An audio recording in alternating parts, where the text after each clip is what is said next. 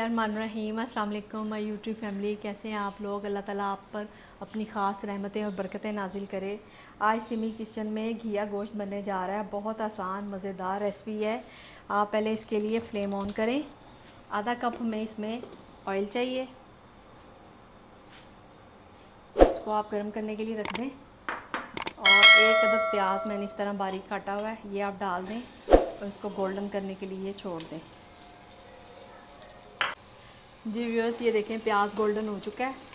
इसमें मैंने half KG mutton लिया है। आप चाहें तो आप चिकन का भी बना सकते हैं, लेकिन मटन और चिकन का ज़्यादा मज़े का बनेगा बीफ की निस्बत। इसमें आप 1 टेबल स्पून अदरक लहसुन डाल दें और इसको फ्राई करें। इस तरह फ्राई करने से ना गोश्त की जो अपनी एक खुशबू होती है या स्मेल कह सकते हैं, वो ख़त्म हो जाती है। अदरक लहसुन के साथ आप 2-3 मिनट के लिए इसको फ्राई करें। फिर इसमें मसाले ऐड होंगे। ये देखिए 1 टीस्पून मैंने सुरख पिसी हुई मिर्चें ली हैं। हल्दी ली है हाफ़ टी स्पून।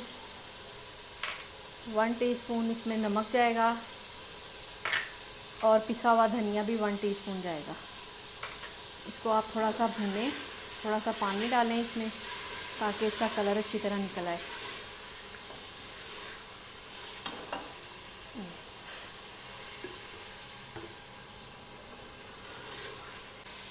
ये व्यूअर्स मसाला हमारा अच्छी तरह फ्राई हो रहा है। फिर इसमें मैंने 2 अदद टमाटर लिए हैं, उसका छिलका उतार लिया है। इसको भी आपने अच्छी तरह इसके साथ ही फ्राई करना है। जी व्यूअर्स, टमाटर फ्राई हो चुके हैं। इसमें आप अब 1 गिलास पानी डाल के इसको आप प्रेशर लगा दें 15-20 मिनट के लिए। गोश्त जब गल जाएगा तो फिर इसमें सब्ज़ी ऐड होगी। जी व्यूअर्स, गोश्त गल चुका है, प्रेशर हम खोलने लगे हैं। ये देखें, इसने ऑयल छोड़ दिया है। अच्छी तरह ये गोश्त टेंडर हो चुका है। इसमें मैंने 3 अदद ये घी लिए थे, उसको अच्छी तरह ऊपर से सारे छिलके उतार दिए।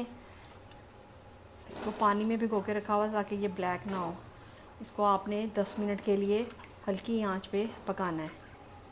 चाहे तो आप ये शोरबे वाले बना लें, चाहे तो आप इसको पीस लें, जो पसंद करें वो आप बना सकते हैं।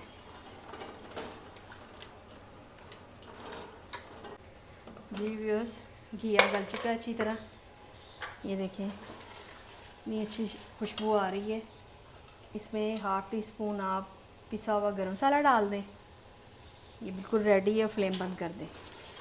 अब मैं आपको डिश आउट करके दिखाती हूँ। जी रेडी हो चुका है। इस पर आप गार्निश के लिए लेमन या धनिया भी लगा सकते हैं। बहुत मज़ेदार टेस्टी घिया गोश्त तैयार है। चाहे आप इसको चावलों के साथ खाएं ज़ीरे वाले, या नान के साथ खाएं। अब आप मुझे इजाज़त दें। अपना बहुत ज़्यादा ख्याल रखिएगा। इंशाल्लाह फिर दोबारा मुलाकात होगी। अल्लाह हाफ़िज़।